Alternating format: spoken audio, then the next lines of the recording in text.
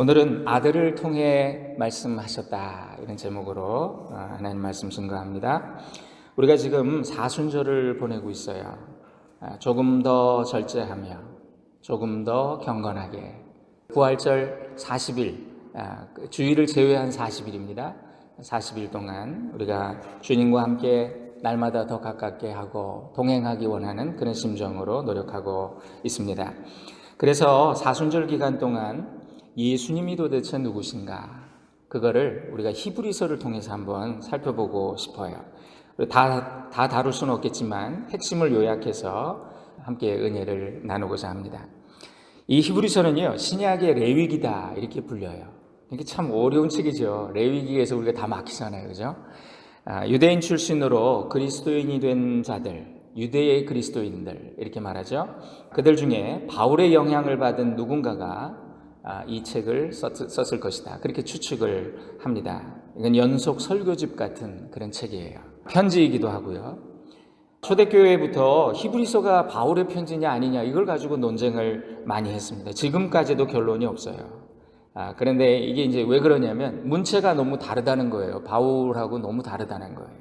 그래서 이제 바울이 쓰지는 않았을 것이다라는 게 정설입니다만은 그러나 내용적으로 보면 바울의 신학과 아주 일치합니다. 그래서 2세기 이후부터 교회 지도자들, 그들을 교부들이라 이렇게 불러요. Church Fathers, 교회의 아버지들이라고 하는 그 이제 리더이면서 신학자이면서 이제 이런 분들이 이것에 대해서 많이 언급을 했는데요. 클레멘스 같은 분이 히브리서가 다른 바울 서신과 비교할 때 차이가 있다 이렇게 지적을 하면서 그러나 바울이 자기 이름을 거명하지 않고 이거를 히브리어로 썼을 것이다. 그래서 그거를 누가가 바울의 가장 친한 친구고 바울의 옆에서 주치의고 그를 기록한 누가가 그리스어로 번역한 것이다. 이렇게 말을 했어요.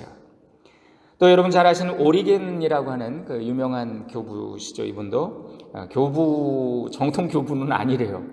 이분은 얼마나 주님을 사랑했는지 자기가 자기 스스로를 거세했을 정도로 그런 분이셨어요. 특별한 분이시죠. 대단한 학자죠. 근데 이분은 이런 얘기를 했어요. 문체를 구분하고 평가할 수 있는 사람이라면 누구라도 히브리서가 바울의 여타 편지와 다르다는 걸 알 수가 있다. 그러나 나는 히브리서의 신학이 바울에게서 나왔고 표현과 문체는 바울에게 가르침을 받은 영향받은 누군가가 자기 나름대로 고쳐 쓴 것이라고 본다. 그러므로 교회가 히브리서를 바울의 저작이라고 설명할 때 나는 거기 동의한다. 이렇게 말을 합니다. 그러면서 실제로 이 편지를 누가 썼는지는 하나님만이 아실 것이다. 그렇게 설명을 합니다. 자, 그러면 이 히브리서가 왜 쓰여졌을까? 어떤 목적으로? 히브리서는요, 당시 유대 그리스도인들이 닥친 상황 때문에 써졌어요. 그들은 안팎으로 핍박을 받았어요. 밖으로는 로마가 자신들을 공식적으로 박해합니다. 그 다음에 자기네 그 동족 가운데 유대교인들이 그렇게 또 자기들을 핍박을 해요. 이 배교자들이라고 말이죠. 예수라고 하는 이단을 따른 배교자들이라고 그렇게 핍박을 해요. 그리고 이 사람들은 구약의 율법과 또 제사에 너무나 익숙해요. 평생 그렇게 살았잖아요. 근데 거기서 벗어나질 못하는 거예요. 그래도 아무리 예수님이 그런 큰 일을 하셨어도 우리가 율법은 지켜야지 그렇게 생각을 했던 거예요.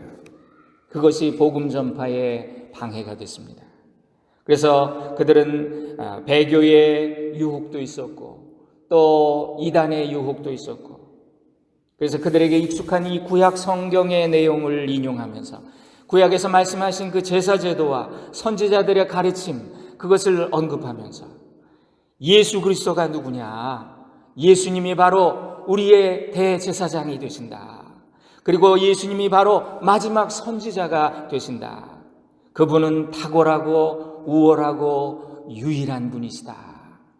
그러면서 마지막 이 결론은 뭐냐면 히브리서는 이렇게 결론을 맺어요. 성도의 믿음을 견고하게 하고 성숙한 믿음의 삶을 촉구하는 실천적인 것으로 그 결론을 맺고 있습니다. 여러분 우리 기독교의 성경은 구약과 신약으로 되어 있잖아요. 구약, 신약, 옛 약속, 새 약속 그런 뜻이잖아요. 그 관계를 우리가 이 신구약의 관계를 제대로 이해하지 못하면 하나님, 구약의 하나님과 신약의 하나님은 다르다, 이런 주장을 하기도 하고요. 어떤 분들은 구약은 필요 없다, 그런 과격한 주장도 하는 분들이 있어요. 여러분, 성경을 마치 영화에 비유해 볼 수 있는데요, 구약은 영상이라고 할 수 있어요. 수많은 스토리들이 그 안에 있어요. 근데 신약은 자막이라고 볼 수 있어요. 영상이 없으면 영화가 재미가 없고 영화가 될 수가 없지요. 근데 자막이 없이 영화를 본다고 생각해 보세요. 답답해요. 이해가 안 돼요. 모르겠어요. 신약은 그래서 구약의 연속에서 봐야 합니다. 구약은 신약의 빛에서 해석돼야 돼요. 신약은 구약의 인용으로 가득 차 있습니다. 구약을 모르면 신약이 이해가 잘 안 돼요. 구약을 근거로 쓰여진 내용이 많기 때문이에요. 예수 그리스도의 사역도 구약의 믿음과 분리해서 생각할 수 없어요. 너희가 성경에서 읽지 않았느냐 할 때 예수님이 가지고 있었던 그 성경은 구약이거든요.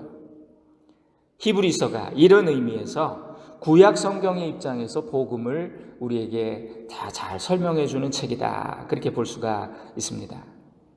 이 히브리서가 그래서요, 초반에 어떻게 시작을 하냐면 우리가 어떻게 예수님으로 인해 새로운 언약의 백성이 되었는가, 이걸 설명해 주는 거예요. 그렇게 구원 백성이 된 우리는 이 구원의 길에 끝까지 머물러야 되는데, 믿음과 소망과 사랑을 실천하면서 이 믿음의 경주를 끝까지 완주해야 되는데, 이런 믿음의 본보기가 있다 그러면서 또 히브리서 11장 같은 데는 믿음의 조상들의 이야기를 쭉 소개하기도 하고요. 그들은 약속한 것을 받지 못하고 죽었지만 믿음으로 그리스도와 함께 완전해질 그날을 바라보며 승리했다. 그 경주를 완주했다. 그렇다면 이제 그리스도인이 된 우리들은 이 시련의 연속인 삶 속에서, 인생의 현장에서 우리도 믿음으로 쉬지 않고 경주하는 것이다, 그런 얘기예요. 똑같이 우리처럼 고난당하신 우리의 지도자, 우리의 구원주 예수님이 계신데 그를 바라보고 그를 기억하고, Fix your eyes on Jesus, 예수님께 눈을 고정하고 그분을 통해서 힘을 얻고 세상을 이기는 거 믿는 자들의 모습이라고 그렇게 격려해 주세요. 결코 흔들리지 않는 나라를 소유한 자들이 바로 너희들이다. 세상은 얼마나 많이 변합니까? 어제 다르고 오늘 다르고 말이죠. 모든 것이 잘 되다가 그냥 망했다가 막 그렇게 된다고요. 그런데 흔들리지 않은 나라를 소유한 자로서 너희가 기뻐하고 경건함과 두려움으로 하나님을 예배하고 이웃을 사랑하고 선한 삶으로 하나님께 찬송의 제사를 드리고, 히브리서가 이런 내용으로 되어 있어요. 자, 오늘 1장에 이렇게 시작이 돼요. 옛적의 선지자들을 통하여 여러 부분과 여러 모양으로 말씀하신 하나님이 이 모든 날 마지막에는 아들을 통해 우리에게 말씀하신다, 그렇게 되어 있어요. 여러분, 그래서 히브리서는 그 아들 예수 그리스도가 누구냐, 이제 그분을 소개하는 거거든요. 예수님이 비유 중에 포도원 비유가 있어요. 어떤 주인이 포도원을 잘 가꿔서 이제 만들어가지고 먼 타국으로 가기 전에 농부들에게 세를 줬어요. 이거 잘 맡겨서 나한테 뭐 1년에 얼마씩 주시오. 그리고 갔어요. 계약을 하고 갔어요. 그래서 이제 세를 받으려고 1년 후에 종들을 보냈습니다. 그런데 이 농부들이 말이죠, 좀 뭐야? 그러면서 종들을 때리고 핍박하고 심지어 죽이네요. 그리고 세를 안 내는 거예요. 그럼 몇 번을 그러다가 마지막에는 이 주인이, 그러면 내가 내 아들을 보내야 되겠다. 아들은 저들이 존중하지 않겠는가, 이렇게 생각하고 보냈는데 이 농부들이 뭐라 그러냐면, 야, 이놈은 이거 상속자 아니냐? 이놈을 죽이자. 그러면 이 포도는 우리 거다. 이렇게 하고 그 아들을 죽였대요. 여러분, 이렇게 계약을 파기하고 약속을 어긴 것이 우리 인류의 역사예요. 세속의 역사예요. 종교의 역사예요. 성경을 테스타먼트라 그러는데 이거는 약속, 언약, 계약 이런 뜻이잖아요. 그래서 성경은 언약이고 약속이에요. 성경은 누구와 누구의 계약입니까? 하나님과 인간의 계약이에요. 성경은 이런 약속이라는 관점에서 봐야 합니다. 하나님의 약속이 성경인데 그 약속의 내용은 뭐냐면 나는 너희 하나님이 되고 너희는 내 백성이 된다. 그래서 우리가 서로 너희가 내 법을 잘 지키면 나는 너희에게 이것을 주겠다. 복과 구원을, 영생을 주겠다. 좀 더 구체적으로 이 복을 말하면요, 이 땅에서 생육하고 번성하고 다스리고 정복하고 궁극적으로는 하나님과 함께 거하는 그런 복을 주신다고 약속하셨어요. 그래서 그것이 첫사람 아담에게 맺은 계약, 에덴 동산의 계약입니다. 약속입니다. 그런데 아담과 이브가 범죄했어요. 계약을 어겼어요. 계약을 위반해가지고 그들은 에덴 동산에서 이 퇴거 명령을 받은 거예요. 여러분, 그러나 하나님께서는 인간을 사랑하셔서 그 망가진 계약을 다시 회복하고 싶어 하세요. 다시 계약하자. 내가 갱신해 줄게. 그렇게 시도한 것이 노아를 통해서, 그죠? 한번 리셋을 하셨어요. 또 아브라함을 통해서 새롭게 계약을 하셨어요. 모세와 선지자들을 통해서 새롭게 그 계약을 갱신하셨어요. 그런데 사람들은 계속해서 그 계약을 파기하고 또 하나님의 요구를 거부하고, 이거 정말 나쁜 세입자예요. 우리 인간이 그랬다고요. 주인의 종을 인정하지 않고 거부하고 때리고 심지어 죽였다는 거예요. 이것이 구약의 역사예요. 그래서 마침내 하나님께서 인류에게 보내신 마지막 선지자가 누구냐? 하나님의 아들 예수 그리스도시라는 거예요. 처음에 사람들은 예수님이 누군지 몰라봤어요. 그래서 제자들도 예수님이 누군지 몰라가지고 마태복음 17장에 보니까 변화산에 예수님 올라가셨는데 빛같이 그냥 해같이 너무 눈부시게 말이죠. 예수님이 흰 옷을 입고 말이죠. 그렇게 모양이 변화돼가지고 다들 모세와 엘리야와 예수님을 위해서 초막을 여기다 짓고 여기서 머물기를 원합니다. 이런 식으로 얘기를 한 거예요. 그러니까 이 고백이 뭐냐면 예수님도 모세나 엘리야나 이런 선지자 중에 하나였다고 이해했던 거예요. 근데 그때 하늘에서 소리가 납니다. 하나님이 직접 말씀하세요. 예수님을 가리키면서 이는 내 사랑하는 아들이요 내 기뻐하는 자니 너희는 그의 말을 들을지니라. 그러니까 하나님이 예수님을 누군지 알려주신 거예요. 이 내 아들이야. 그렇게 말씀하시는 거예요. 예수님이 누구시라고요? 그는 선지자 레벨이 아니에요. 하나님의 아들이시다. 이것이 기독론입니다. 예수가 하나님이시라는 걸 믿는 것이 기독교예요. 예수가 하나님이시다라고 믿는 게 기독교예요. 여러분, 이슬람도 예수 믿는 거 아세요? 코란에도 예수 얘기가 나와요. 그들은 예수가 선지자 중에 하나라고 믿어요. 코란에 오히려 성경보다 더 많은 기적의 이야기가 나와요. 예수님이. 그래서 코란을 읽는 대부분 무슬림들은 코란을 안 읽는데 코란을 아는 무슬림들은요, 기독교의 예수님을 존중해요. 그분 훌륭한 분이라고, 귀한 분이라고, 기적도 많이 행하셨다고 그렇게 알아요.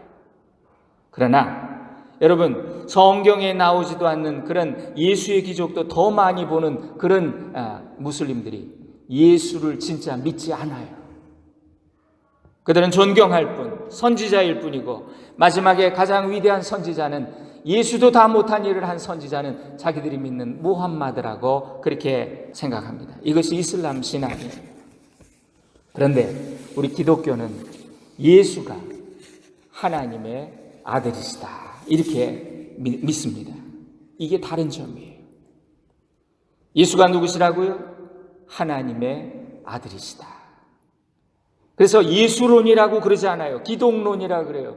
예수가 그리스도이시기 때문이에요. 한동안 역사적인 예수에 대해서 연구와 논란이 많았어요. 예수를 이성적인 차원에서 그분은 훌륭한 스승이시다, 또 위대한 아주 자선가이시다, 그런 휴머니스트다 이렇게 설명하려던 많은 노력들이 있었습니다. 그 말도 맞아요. 그런데 거기서 그치면 그건 기독교가 아니라는 거예요. 초대교회는 예수님을 아는 자들의 그런 암호, 왜냐하면 핍박을 받으니까, 내가 예수를 안다, 내가 예수 크리스찬이다 이러면 핍박을 받으니까 이걸 암호로 서로 얘기하면서, 그 사람들이 여러분 영화 같은 거 보면 나오죠. 물고기 모양을 이렇게 그리잖아요. 그죠? 물고기 익수스라고 하는데 그게 예수스, 크리스토스, 테우히오스 소테르, 예수 그리스도 하나님의 아들 구원자, 이런 뜻이거든요. 그 물고기 어떻게 딱 맞아 떨어졌어. 그래가지고 물고기 이렇게 딱 크리스찬이시군요, 이렇게 되는 거예요. 그 고백을 목숨 걸고 하는 자들이 크리스찬들이었다. 여러분, 우리가 믿는 믿음의 대상을 바로 아셔야 됩니다. 예수님이 누구시라고요? 신앙생활은 예수님이 누구신가를 배우고 그 길로 따라가는 게, 그게 신앙생활이에요. 근데 오래 예수를 믿었어도 예수가 누군지 몰라. 좋은 분인 줄은 알아. 그래, 이런 얘기가 있잖아요. 사람들이 간음하다가 현장에서 잡힌 여인을 머리채 끌고 데리고 왔어요. 그래가지고 예수 앞에 이 여자가 간음했으니까 돌로 쳐야 됩니다. 당신 어떻게 하겠습니까? 그랬더니 예수님이 이렇게 말씀하세요. 너희 중에 죄 없는 자가 돌로 쳐라. 그랬더니 다 물러가는 거예요. 돌 내려놓고 물러가는 거예요. 근데 나중에 사오정이 나타났대. 사오정이 와가지고 돌을 들고 씩씩거리면서 그래서 예수님이 너는 뭐냐? 그랬더니 이 여자 이거 스테반 아니에요? 스테반?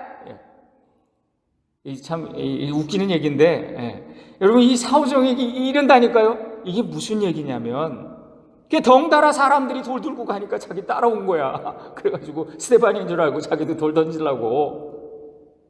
그러니까 오늘날 사람들이 예수를 모르고 교회 와요.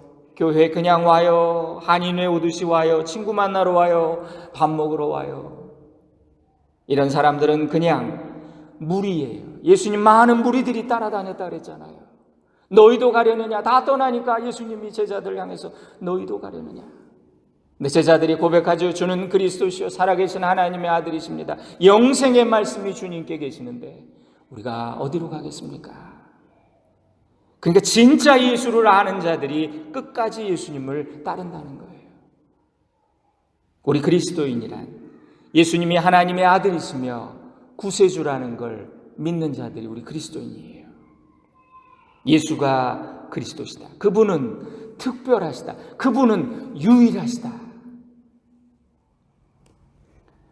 한국의 CCC 대학생 선교회를 창립하신 고 김중건 목사님이 예수의 유일성에 이런 글을 쓰셨더라고요. 예수님은 I am the way, the truth, the life.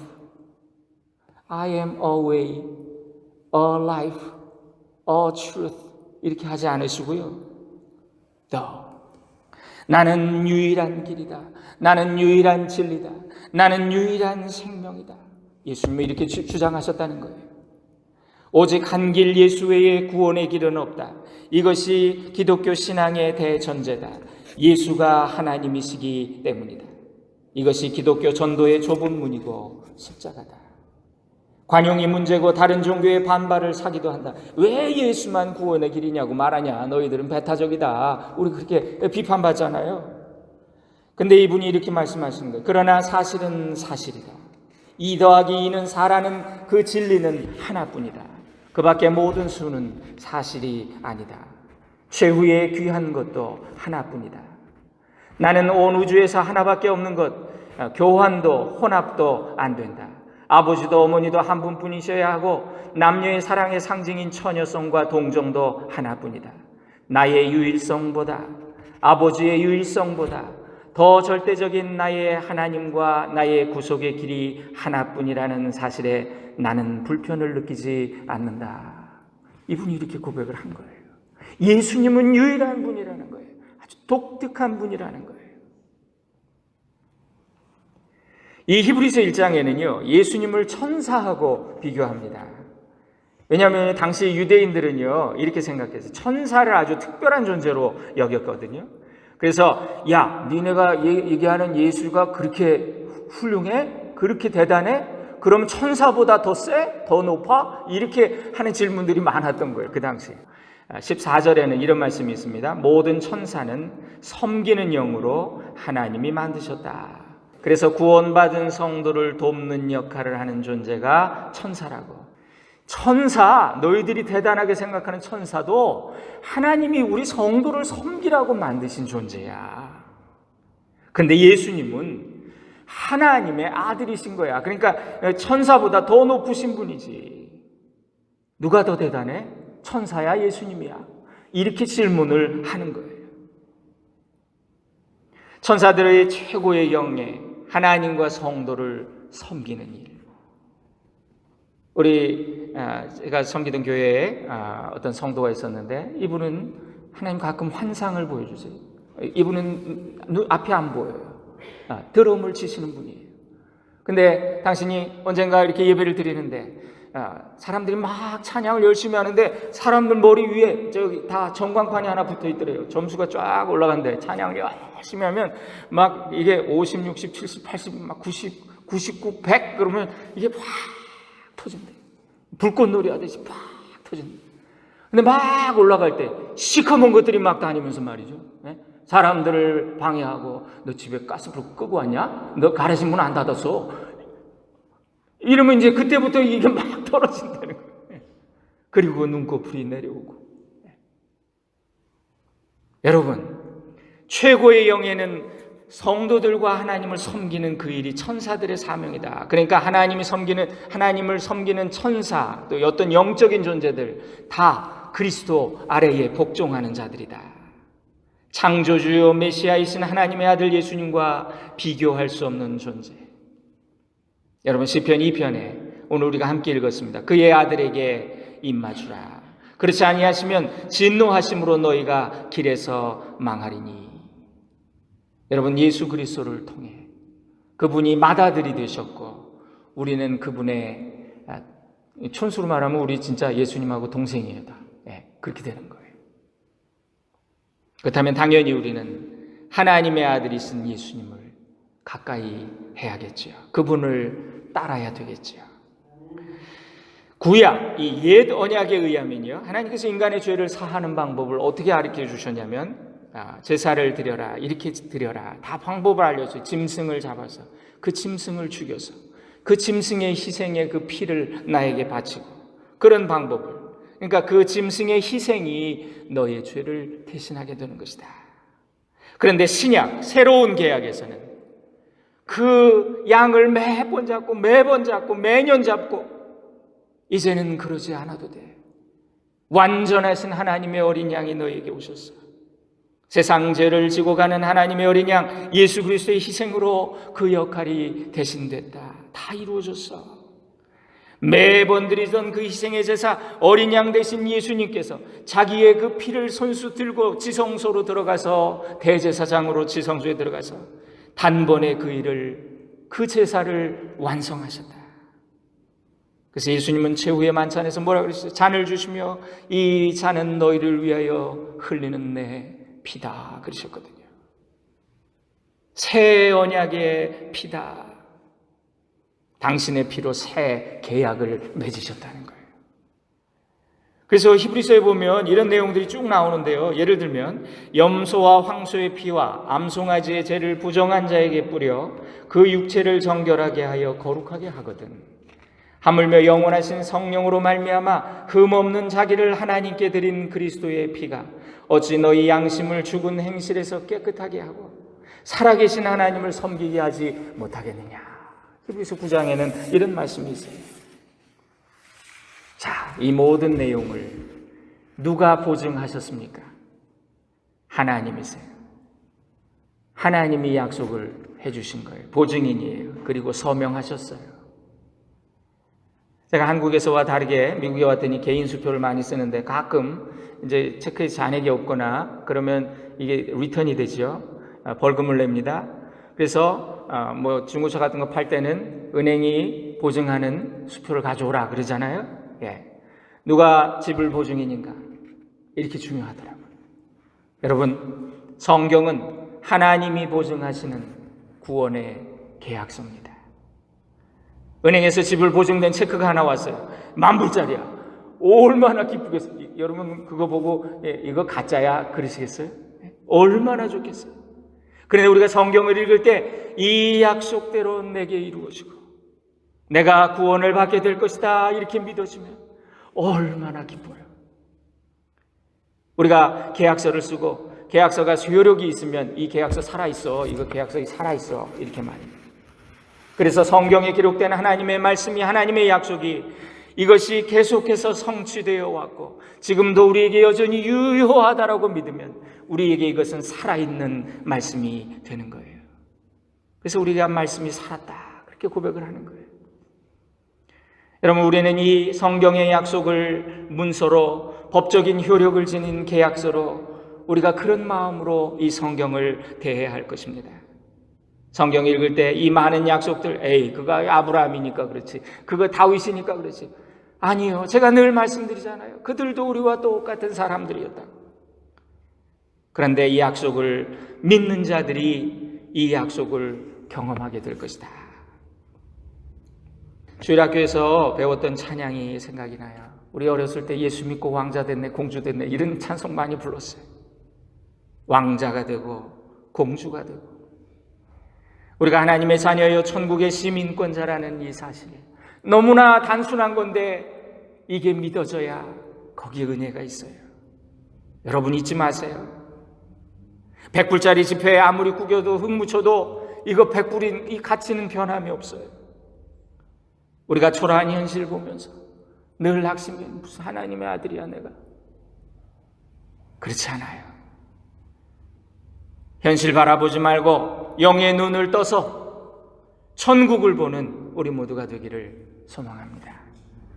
우리가 믿는 도리를 굳게 잡아 끝까지 승리하는 사랑하는 성도들 되시기를 주님의 이름으로 축원드립니다. 기도하겠습니다. 사랑하는 주님, 마지막 때 아들을 통해 말씀해 주셔서 감사합니다.